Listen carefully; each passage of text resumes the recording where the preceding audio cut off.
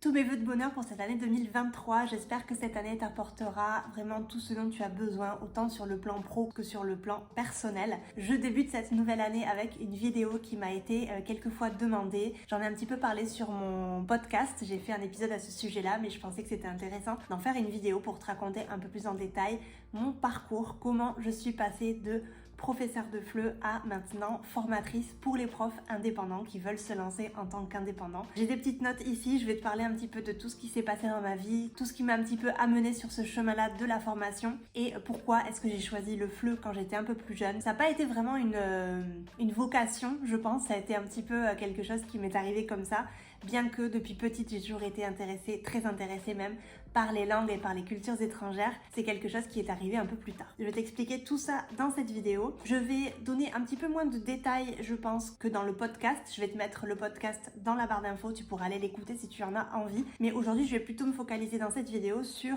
plutôt quand je suis devenue professeure de FLE jusqu'à être arrivée maintenant à formatrice. Donc si tu veux savoir tout ce qui s'est passé depuis mon plus jeune âge jusqu'à le moment où j'ai décidé d'être professeur de FLE, je t'invite à écouter le podcast qui sera juste en barre d'infos, c'est le numéro 19. Alors mon parcours en tant que prof de FLE, comment je suis passée de professeur salarié dans mon cas à complètement passer à formatrice pour les professeurs indépendants, complètement à mon compte. Maintenant je dirige une entreprise depuis maintenant, alors je suis formatrice depuis maintenant bien 1 an et demi, ouais ça fait 1 an et demi, 2 ans on va dire, mais vraiment plutôt 1 an et demi parce que depuis 1 an et demi j'ai créé la formation L'école des profs qui du coup accompagne les professeurs à se lancer en tant qu'indépendants. Qu'est-ce qui s'est passé? Moi je suis diplômée d'une licence LLCE espagnol-russe, donc rien à voir avec le français jusqu'ici. J'en parle davantage encore une fois dans l'épisode si tu veux aller écouter. Je te donne tous les petits détails à ce niveau-là. À ce moment-là, dans cette licence, quand je faisais cette licence-là, je donnais déjà des cours particuliers parce que j'avais envie un petit peu de savoir comment c'était le monde des cours particuliers. J'avais pas trop idée encore d'être salariée. Je savais pas trop ce que je voulais. J'ai commencé des études assez tard, moi. J'en parle encore une fois dans l'épisode. Donc j'ai fini ma licence, j'avais 26 ans. Donc j'ai commencé et fini du coup mes études un petit peu plus tard que la normale. Et du coup après ma licence, ce que j'ai fait c'est que j'aimais bien en fait donner des cours particuliers. Je me voyais bien donner des cours comme ça par-ci par-là. J'ai commencé à donner des cours dans une entreprise qui me plaisait beaucoup ici à Barcelone. Une entreprise qui faisait du graphisme. Et c'était très intéressant parce que j'y allais 2 heures par semaine je pense. Et j'avais une classe de complètement débutants. C'était des personnes, des Espagnols qui ne parlaient absolument pas le français. Et c'était pour moi un gros challenge parce que je me disais que c'était vraiment la première fois que j'étais en face d'un groupe vraiment de professionnels. C'était plus du tout des cours particuliers, c'était vraiment des professionnels à qui je m'adressais. Une entreprise qui avait vraiment confiance en moi, qui me payait pour mes connaissances et mes habilités. Et du coup, ce que je faisais, c'est que je leur donnais 2 heures de français par semaine.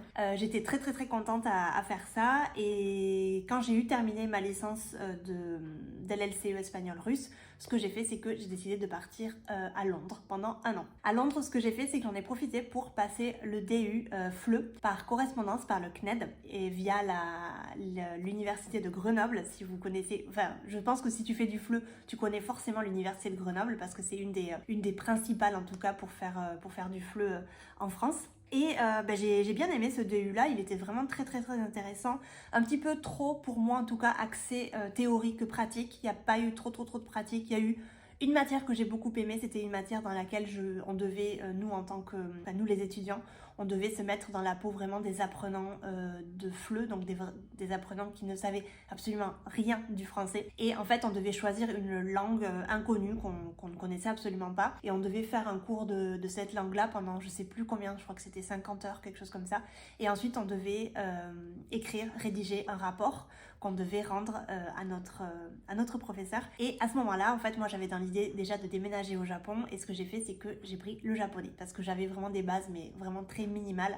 Et je me suis dit que c'était une très bonne chose parce que deux pierres un coup, en fait, c'était utile pour moi, et deux, ça pouvait mais vraiment m'aider à aller un peu plus loin avec ce rapport-là et à apprendre une langue qui était vraiment inconnue pour moi, quoi. Donc j'ai pris le japonais et j'ai terminé mon DU FLE, mon diplôme universitaire FLE. J'avais dans l'idée de faire le master FLE, Mais après tu verras qu'il s'est passé beaucoup de choses et qui m'ont du coup pas du tout aidé à aller vers le master. Donc je n'ai pas de master FLE, j'ai seulement le DU FLE. Je vais boire un petit coup et on commente et on continue juste après. Alors, ensuite on est ici en juillet 2015 et là c'est une date vraiment très importante, juillet 2015, où je pars au Japon en visa working holiday, donc en visa vacances-travail. Et là à ce moment-là, ce que moi j'ai en tête, c'est vraiment de me consacrer à l'enseignement parce que pour moi c'était complètement écrit. J'avais le diplôme pour, j'avais un petit peu d'expérience, j'étais dans un pays qui n'était pas le mien et qui était très intéressant pour moi et qui allait du coup me donner beaucoup d'expérience dans l'enseignement. Et donc j'ai commencé à chercher des boulots là-dedans. J'ai commencé à faire quelques entretiens dans des écoles de langue qui me plaisaient beaucoup. Ça a super bien marché. J'ai eu un boulot après un mois et demi à peu près au Japon et j'étais dans une école internationale où on enseignait plusieurs langues. Donc en fait, il y avait vraiment toute une ribambelle de langues. Moi, j'avais la chance de pouvoir enseigner le français principalement, l'anglais et l'espagnol, parce que je parle couramment espagnol et du coup mes études étaient liées aussi à l'espagnol. Donc pour mon école, c'était vraiment génial. Et j'ai été dans cette école pendant 3 ans et demi à peu près, 3 ans et demi, et ensuite je suis rentrée en Europe pour diverses raisons. J'en parlerai dans une prochaine vidéo parce que je pense que ça peut être intéressant de toucher à ça. Ce qui s'est passé, donc je fais vraiment résumé, tu peux aller écouter mon épisode encore une fois si tu es intéressé par les détails un petit peu croustillants. Ce qui s'est passé quand je suis rentrée ici, c'est là en fait que c'est le plus intéressant pour toi. Donc c'est là que j'ai commencé à vraiment me mettre à mon compte en tant que professeur de FLE indépendante. Du coup, je me suis dit que quand je suis arrivée ici en fait, donc je suis revenue à Barcelone pour info parce que je vivais déjà à Barcelone avant de partir au Japon. Et quand je suis revenue à Barcelone, moi mon idée c'était, j'avais pas vraiment l'idée tu vois de me mettre à mon compte et de créer une entreprise. J'avais l'idée plutôt d'être employée dans une école comme je l'étais au Japon. Mais en fait, ce qui m'a un petit peu freinée, c'est que je regardais tous les entretiens d'embauche. J'avais quelques entretiens d'embauche qui marchaient bien. Mais le problème pour moi, c'était les conditions et pour aller un peu plus loin, les conditions de salaire qui n'étaient pas du tout OK pour moi. Parce que je revenais d'un pays dans lequel j'étais assez bien payée et je voulais pas en fait, et je trouvais que c'était complètement pas pertinent et je voulais absolument pas accepter de toucher 11 voire 12 euros de l'heure pour une école de langue en ligne ou une école de langue présentielle ici à Barcelone. C'était pour moi vraiment pas du tout possible. C'était impossible pour moi d'accepter ce genre de conditions-là parce que je sentais en fait que je valais beaucoup plus que ça et je sentais que si j'acceptais ce genre de conditions, ça allait être très difficile pour moi avec le temps de pouvoir m'extirper de ce système-là. Pour info, à ce moment-là, j'allais sur mes 30 ans. J'allais faire 30 ans. Donc pour moi, c'était important aussi de commencer à avoir vraiment une stabilité en termes de boulot. Et ce que j'ai fait en fait, parce que moi j'ai toujours été très aventurière, j'ai toujours aimé le risque et j'ai toujours eu assez confiance en moi en termes de travail, je me suis dit, je vais donner des cours particuliers parce que je sais faire, je sais déjà enseigner, j'avais quand même pas mal j'avais plus de 4-5 ans d'enseignement dans les pattes. Surtout au Japon, on m'avait très bien formée. Donc je me suis dit, je vais donner des cours particuliers par-ci par-là, on va voir ce que ça donne. Au pire, ça me fait un petit complément de salaire. Au mieux, je peux en vivre. Et du coup, j'ai essayé vraiment, je faisais mes calculs, tout ça. Je me disais, il faut que je donne tant d'heures pour gagner tant d'argent, etc.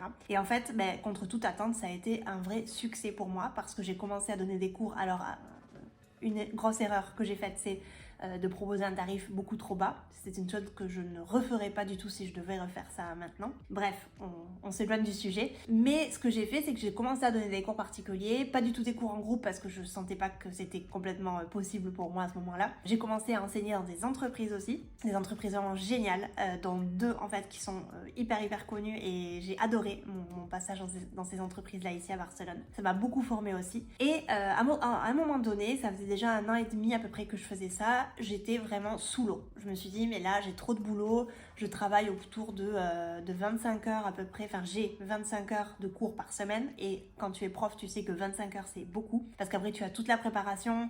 À ce moment-là, c'était pas du tout... c'était pas en vogue encore les cours en ligne. Donc, je me déplaçais partout à Barcelone. J'arrivais à la maison le soir, j'étais vraiment éclatée. Et je devais encore préparer des cours, etc.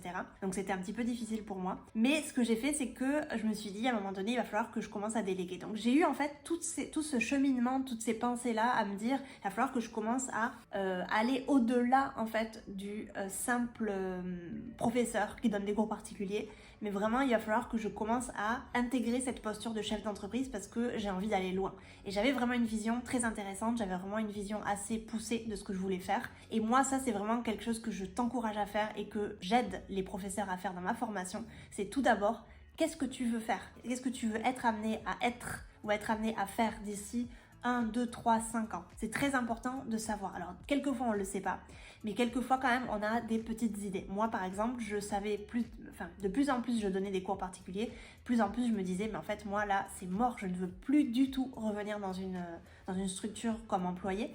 Parce que je suis très heureuse en tant qu'indépendant, je voulais absolument pas revenir en tant qu'employée. Et donc, j'avais une vision, je me suis dit, ben moi, je veux monter une entreprise, je veux monter ma propre école de langue en ligne, je veux avoir vraiment plein d'élèves, plein de langues, je veux avoir quelques profs dans mon équipe, etc. Et donc à ce moment-là, où j'étais vraiment très occupée, j'avais vraiment beaucoup trop d'heures de cours par semaine, je me suis dit, ben, c'est le moment de déléguer. Et donc ce que j'ai fait, c'est que j'ai commencé à recruter. J'ai commencé à recruter une personne et puis deux ensuite avec le temps.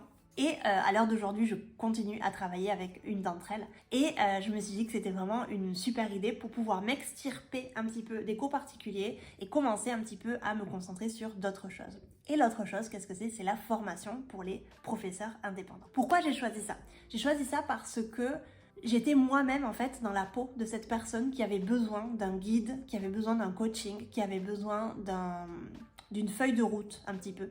Et moi j'ai pas eu la chance d'avoir ça, j'ai tâtonné, j'ai fait énormément d'erreurs, j'en ai chié vraiment sur ça parce que je trouve que je me suis trop trompée en fait en termes de tarifs et j'ai été trop gentille avec certains élèves qui sincèrement m'ont fait vraiment perdre mon temps.